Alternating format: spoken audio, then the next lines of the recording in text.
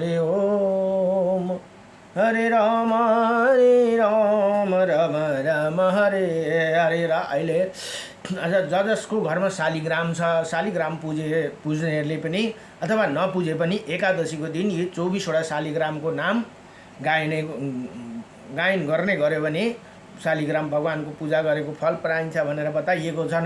अब यहाँ एक नम्बरदेखि ओम केशवम शालिग्रामाय नमः, मधुसूदन शालिग्रामाय नमः, ओम शङ्कर्ण शालिग्रामाय नमः, ओम दामोदर शालिग्रामाय नमः, वासुदेवम शालिग्रामाय नमः, ओम प्रद्युम्न शालिग्रामाय नमः, ओम विष्णु शालिग्रामाय नमः, माधव शालिग्रामाय नमः, अनंत मुक्ति शालिग्रामाय नमः, पुरुषोत्तम शालिग्रामाय नमः, अधोक्षज शालिग्रामाय नमः, ओम जनार्दन शालिग्रामाय नमः, गोविंदम शालिग्रामाय नमः, त्रिविक्रम शालिग्रामाय नमः, ओम श्रीधर शालिग्रामाय नमः, ऋषिकेशम शालिग्रामाय नमः, ओम नरसिंह शालिग्रामाय नमः, ओम विश्वयोनि शालिग्रामाय नमः, ओम वामन शालिग्रामाय नमः, ओम नारायणम शालिग्रामाय नमः, ओम पुंडरीकाक्ष शालिग्रामाय नमः, उपेन्द्रम शालिग्रामाय नमः, ओम श्रीहरि शालिग्रामाय नमः, ओम भगवान अन्तिम 24 नम्बरमा श्री भगवान श्री कृष्ण शालिग्रामाय नमः भनेर 24वटा भगवान शालिग्रामको विग्रहको नाम यहाँ गायन गरियो। ओम तप पुरुषाय विद्महि सुवर्णपक्षाय धीमहि तन्नो गरुड प्रचोदयात्। यो गरुड देवताको यो मन्त्र है, गायत्री मन्त्र हो। गरुड नवा ओम यक्षी स्वाहा भनेर डेली गायन गऱ्यो भने सर्पको भय हुँदैन भनेर बताइन्छ। जय जय राधा रमण हरि बोल, जय जय राधा रमण हरि बोल, हरि बोल हरि बोल हरि हरि बोल, हरि बोल हरि बोल हरि हरि बोल, जय जय राधा रमण हरि बोल, जय जय राधा रमण हरि बोल, हरि बोल हरे हरि बोल। मन तेरा बोले राधे कृष्ण, तन तेरा बोले राधे कृष्ण, मुख से निकले राधे कृष्ण, जय जय राधा रमण हरि बोल।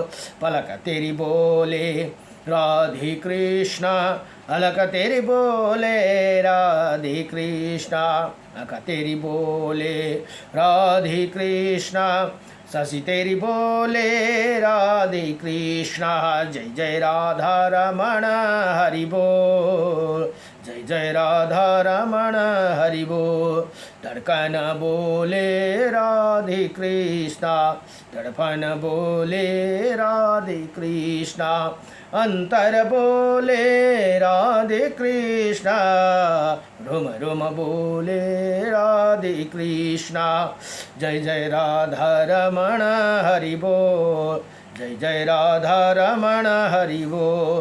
पंछी बोले राधे कृष्ण, भमर बोले राधे कृष्ण, बंशी बोले राधे कृष्ण, बीड़ा बोले राधे कृष्ण, जय जय राधा रमण हरि बोल, जय जय राधा रमण हरि बोल। वृंदावन में राधे कृष्ण, बरसाना में राधे कृष्ण, गोवर्धन में राधे कृष्ण, नंदगांव में राधे कृष्ण, जय जय राधा रमण हरि बोल, जय जय राधा रमण हरि बोल। मुनिजन बोले राधे कृष्ण, गुरुजन बोले राधे कृष्ण, हम सब बोले राधे कृष्ण, सब जगह बोले राधे कृष्ण, जय जय राधा रमण हरि बोल, जय जय राधा रमण हरि बोल, जय जय श्री राधे श्याम हरि ओम। ओम सर्वबाधर विनिर्मुक्तो धनधान्य सुतन्विता, सद्मप्रसादेनं भवेशन्ति न संशया अच्युतानन्दगोविन्दं नामचारणभेषजातं नश्यन्तिं सकला रोगा सत्यं सत्यं वदामयाहम्। ओम नमो भगवते वासुदेवाय नमः। र अहिले श्री वराह पुराण अलिकति अध्ययन गर्नुपर्नेछ। अब र वराह पुराणमा जम्मा 10,000 श्लोक छन् भने 182 अध्याय भनेर यहाँ बताइएको छन्। अब अस्तिसम्म 39 अध्यायको प्रसङ्ग सकियो। अब आज 40 अध्यायको प्रसङ्गमा कुर्मा द्वादशी व्रत, अस्ति मत्स्य द्वादशी व्रत भनेर गयो। अब कुर्मा द्वादशी व्रत भनेर, कुर्मा द्वादशी मत्स्य द्वादशी किन भनेको त भन्दा मत्स्य भगवानको, कुर्मा भगवानको कच्छपको उयो भएको दिन, प्राकट्य भएको दिनलाई मत्स्य द्वादशी र कुर्मा द्वादशी, आज वामन द्वादशी भनेर पनि भनिन्छ। वामन द्वादशी वामन भगवानको प्राकट्य भएको दिन र यहाँ भगवान विष्णु द्वादशीकै दिन प्राकट्य हुनुभएको भनेर बताइएको छन्।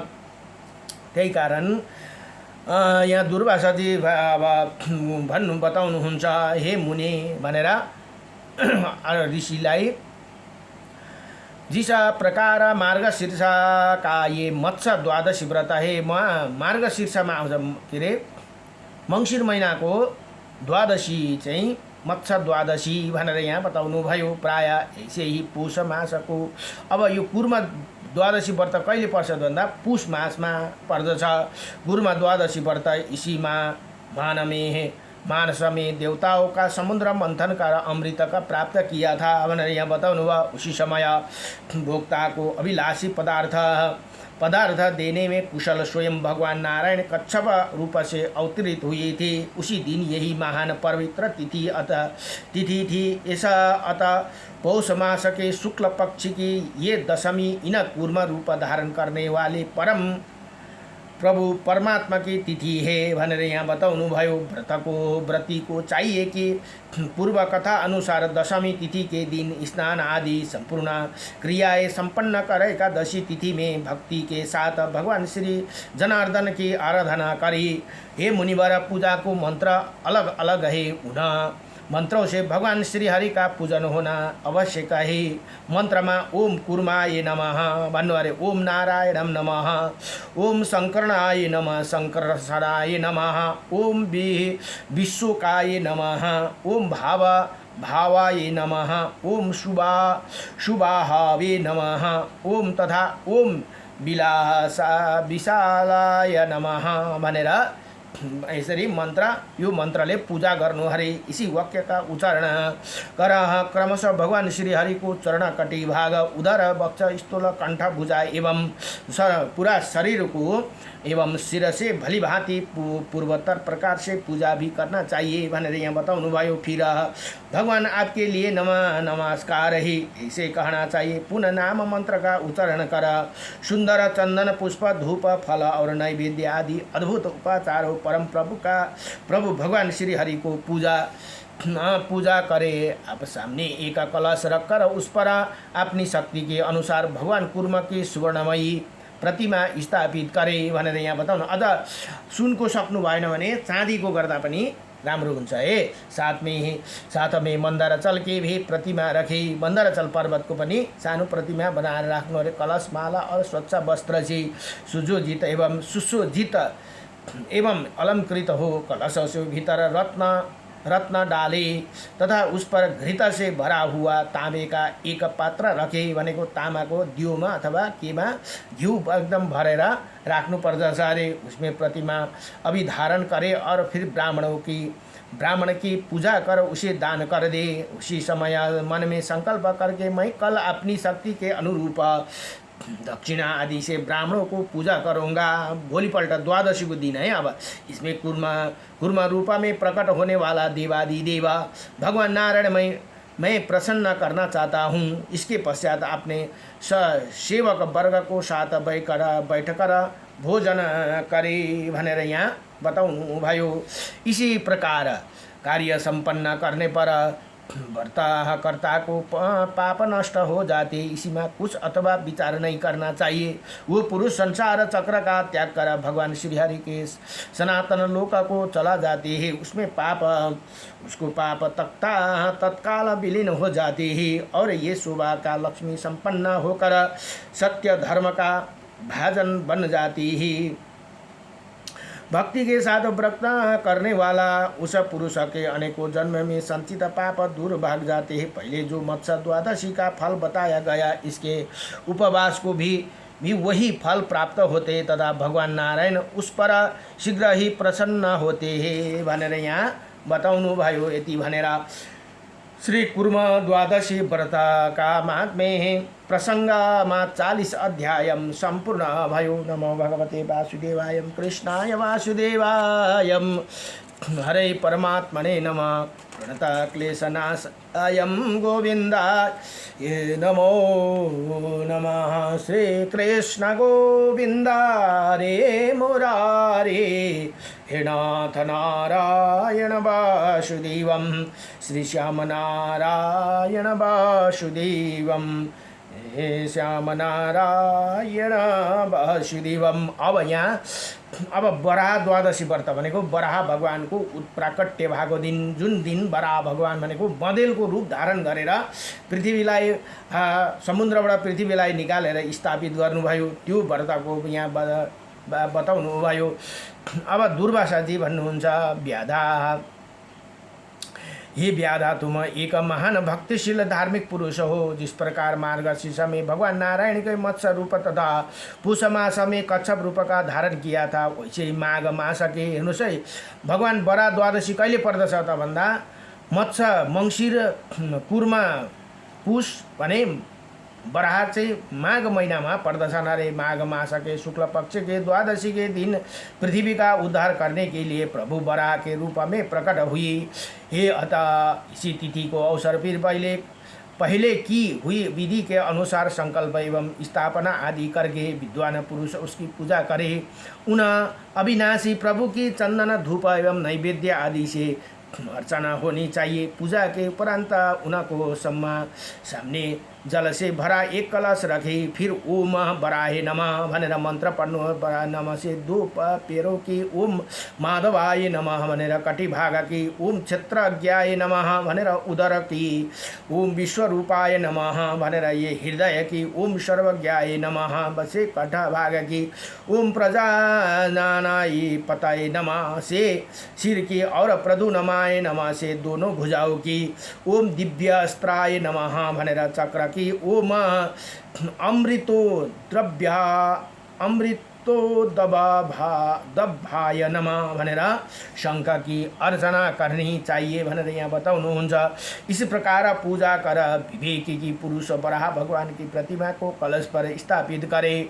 यो एकादशी को दिन कुरा अपने बेभाव के अनुसार सोने चांदी अथवा तांबे के पात्र निर्माण कराकर उस पर प्रतिमा स्थापित करे कि उसी शक्ति हो तो चतुर पुरुष भगवान बराह की सुवर्णमय ऐसे प्रतिमा बनावे जिसे उन प्रभु को दाढ़ पर पृथ्वी बना और वृक्ष को सहित पृथ्वी विराज रही हो भनेर यहाँ भन्नु अरे बनाउनु अरे। फिर इसी प्रकार भावना करना चाहिए, जो भगवती लक्ष्मी के प्राणपति है, जिन्होंने मधु नाम का दैत्य को मारा है भनेर यहाँ बताउनुहुन्छ।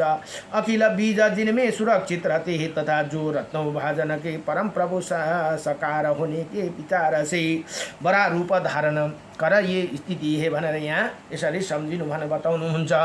फिर उन्हें कलश पर विराजमान कर दे। हे मुनि हे दो वो कलश 2 सफ़ेद वस्त्र से आच्छादित होना चाहिए। उस पर तांबे के एक पात्र अवश्य रखे। मूर्ति स्थापित कर चंदन फूल और नैवेद्य प्रभु दे अनेकों पवित्र उपचारों से अर्चन करे। आफूले फूल को द्वारा मंडल बना ले रात में स्वयं जगे और दूसरों को जगाने की प्रेरणा करे। पंडित पुरुष का कर्तव्य है इसी शुभ समय में भगवान श्री हरि बड़ा रूप से अवतरित हुए हैं।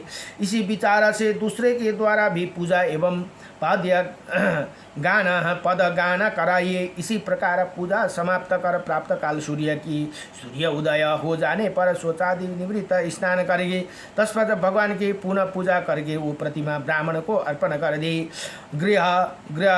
गृहहिता ब्राह्मण वेद एवं वेदांगा को विद्वान साधु स्वभाव वाला बुद्धिमान भगवान विष्णु का भक्त होना चाहिए। शांत चित्त वाला क्षेत्रीय तथा परिवार वाला होना चाहिए भनेर यहाँ बताउनुभयो। क्षत्रिय अरे सर ये श्रोत्रिय तथा इसी प्रकार बड़ा रूपी भगवान के प्रतिमा कलश से सहित दान करने का जो फल प्राप्त होता है वो तुम्हें बताता हूँ, सुनो। जन्म में वो तो उसे सुंदर भाग लक्ष्मी कांति और संतोष की प्राप्ति होती हो। यदि दरिद्र हो तो वो शीघ्र ही धनवान हो जाते हैं। संतानहीन को पुत्र की प्राप्ति हो जाती है। दरिद्रता को तुरंत भाग जाती है। बिना बुलाए स्वयं लक्ष्मी घर में आ जाती है। वो स्वयं पुरुष इसी लोका में सौभाग्य संपन्न तो रहता ही। अब उसके परलोका की बात अभी कहता हूँ, सुनो। इसी संबंध में ये एक पुरानी ऐतिहासिक घटना उल्लेखनीय मिलता है। पहले प्रतिष्ठानपुरा पेठाना में वीर धनुआ नाम से प्रसिद्ध एक राजा हो चुके हैं। एक समय की बात है, शत्रु का तापने वाला वो राजा शिकार खेलने अभिप्राय से वन में गया। उसी वन में संवर्त ऋषि का भी आश्रम था। राजा ने मृगा को मारने के साथ अनजाने में मृगा का रूप बनाए हुए 50 ब्राह्मणों पुत्र को भी वध कर दिया। वो सभी परस्पर भाई थे। वो वेद का अध्ययन उन्हें ब्राह्मणों की बड़ी तत्परता थी, किंतु उसी समय वो मृगा का स्वांग बनाए हुए थे भनेर यहाँ बताउनुभयो। अब सत्य तपा ऋषि सोध्नुहुन्छ दुर्वासा मुनिलाई, पूछा हे ब्राह्मण, वो ब्राह्मण मृग का रूप धारण करके वन में क्यों रहते थे? इसी विषय में मुझे बड़ा आश्चर्य हो रहा है। मैं आपके ही शरणागत हूँ, मुझ पर प्रसन्न होकर इसका कारण बताने की कृपा करें। अब दुर्वासा जी मुनि भन्नुहुन्छ, हे महाराज, किसी ही समय की बात है। वो सभी ब्राह्मण वन में गई। उन्होंने हिरण के 5 बच्चों को देखा। वो बच्चे अभी अभी पैदा हुए थे। उन बच्चों की माता वहाँ नहीं थी। उन ब्राह्मणों ने एक एक बच्चे को हाथ में ले लिया और गुफा में चले गए। वहीं उन्हें बच्चों को चेतना समाप्त हो गई। तब उन भी ब्राह्मणों ने मन में महान दुख हुआ। अतः वो अपने पिता संवर्त के पास चले गए। वहाँ जाकर उन्हें लोगों ने मृग हिंसा संबंधी ये सच्ची घटना कहना आरंभ कर दी। अब ऋषि कुमार बोले, हे मुने, तुरंत उत्पन्न हुए 5 मृग हमारे द्वारा मारे गए। हम लोग ये कांड नहीं चाहते थे, फिर भी घटना घट गई। अब हेर्नुहोस् त, उहाँले भर्खर जन्मेको बच्चालाई काखमा उठाएर लिएर गएका थिए अरे। त्यही लिएर गएका कारण ती कुमारहरूद्वारा त्यो 5वटा बच्चाको मृत्यु भयो। अब इसका प्रायश्चित बताने की कृपा कीजिए भनेर यहाँ सोध्नु भयो। अब संवर्तका ऋषि भन्नुहुन्छ, हे प्रिय पुत्रो, मेरा पितामह ने हिंसा की वृत्ति थी और उसे बढ़कर मैं हिंसा से प्रेम रखता था। फिर तुम लोग मेरे पुत्र होकर पाप कर्म से अछूत रह जाओ, इसी असंभव है। किंतु इसमें छूटने का उपाय यही है कि अब तुम लोग संयमशील बनकर मृगा को चर्म अपने ऊपर डाल लो और 5 वर्ष तक वन में बितारो। ऐसे करने से तुम्हारा शुद्धि हो जाएगी भनेर यहाँ आफ्नो पिताको वचनलाई मान्नको लागि उनीहरूले त्यसै गरे रे। इसी प्रकार संवर्त मुनि को कहने पर उन्हें पुत्रों ने अपने पूरे शरीर मृग चर्म को डाल लिया और शांत भाव से वन में जाकर ब्रह्मा परमात्मा को नाम का जप करने लगे। उन्होंने ऐसे करते हुए 5 वर्ष व्यतीत हो गए। उसी समय राजा वीर धनुआ वहाँ आया, जहाँ मृग चर्म लपेटे हुए वो ब्राह्मण वृक्ष के नीचे सावधानी के साथ बैठे थे। जब में उनकी वृत्ति एकाग्र थी। उन्हें देखकर राजा वीर धनुआ ने समझा कि ये मृग है, अतः उन्हें सभी ब्रह्मवादी ब्राह्मणों पर बाण चला दिया और वो सब के सब एक साथ ही प्राण से हाथ धो बैठे। जब उत्तम व्रत का आचरण करने वाला उसी मृत ब्राह्मणों पर राजा वीरधनुआ की दृष्टि पड़ी तो वो भय से काँप उठे। अब तो देरा तन नाम का मुनि के आश्रम में गए और उनसे पूछा, हे मुनिवर जी, मुझे ब्रह्म हत्या लग गई है, इसके निवार्थ मुझे क्या करना चाहिए। उसी समय वीरधन आदि से अंत तक की सभी बात मुनि से बता दी और वो फिर अत्यंत शोक से व्याकुल होकर जोर जोर से रोने लगे। यो उन्हें रोते देखकर ऋषियों ने कहा, हे राजन डरो मत, तुम्हारे पाप दूर कर दूंगा। जिस समय पृथ्वी सुतल नाम का पातल में डूब रही थी तो देवादिदेव भगवान विष्णु ने स्वयं वराह का रूप धारण कर उसी उद्धार किया था। हे राजेंद्र, वैसे ही ब्रह्म हत्या के पाप में डूबते हुए तुम्हारी भी वो प्रभु उद्धार कर देंगे। इसी प्रकार देवरात ऋषि के कहने पर राजा वीरधनुआ शांत एवं प्रसन्न हो गए और उन्होंने मुनि से पूछा, हे महानुभाव, किस प्रकार भगवान श्रीहरि मुझ पर प्रसन्न हो सकते हैं जिसे मेरे सब पापों का सब पातक नष्ट हो जाए। अब दुर्वास जीवन हुन्छ या हे मुनिवर, जब इसी प्रकार वीरधनुआ देवरात ऋषि से पूछा तो उन्होंने उसी राजा को ये व्रत बतला दिया कि हे नरेश, तुम व्रत का अनुष्ठान किया। इसके प्रभाव से राजा वीरधनुआ ब्रह्मा हत्या के पाप से मुक्ति होकर अपार भोगों की भोगने के पश्चात सुवर्ण के सुंदर विमान पर चढ़कर स्वयं चला गया। वो वहाँ इंद्र उठकर उसके स्वागत के लिए अर्घ लिए हुए आगे बढ़े। इंद्र आते देखकर भगवान श्रीहरि को पार्षदों ने उसे कहा, हे देवराजा, आप इधर ना देखो, कारण आपकी तपस्या इनमें न्यून है। इसी प्रकार एक एक करके सभी लोकपाल आए और तपहीन होने के कारण भगवान विष्णु के सेवकों ने उनसे किसी को भी स्वागत का अवसर नहीं दिया। हेर्नुहोस् त यस्तो भयो रे त्यो मत बराह द्वादशी को व्रत करनाले पूजा करनाले दिया, क्योंकि राजा वीरधनुआ तेज प्रताप के सम्मान और फीके पड़ रहे थे। हे महामुनि, इसी प्रकार वो राजा सत्यलोक तक पहुंच गया। वहाँ पहुंचने पर जन्म मरण की श्रृंखला समाप्त हो गई और वहाँ सत्यलोक ना तो अग्नि से भस्म होते और ना जल में ही लीन होते हैं। अतः ये महाराज वीरधनुआ देवताओं के द्वारा प्रशंसित होते हुए वहीं विराजमान है। यज्ञ रूप स्वरूप धारण करने वाला भगवान श्री हरि प्रसन्न हो जाने पर कौन सा ऐसे आश्चर्यकारी कर्म है जो संपन्न न हो सके। उनमें प्रसन्न होने पर इसी जन्म में भी आयु आरोग्य और सौभाग्य सुलभ हो सकते हैं। इसी एक द्वादशी व्रत को ऐसे शक्ति की विभेद के साथ उनका आचरण करने पर मानव उत्तम सौभाग्य पाने की अधिकारी हो जाते हैं। फिर जो सभी व्रतों को संपन्न करा उसके लिए तो कहना ही क्या है, उसे भगवान नारायण स्वयं अपना स्थान देते हैं, तत्पर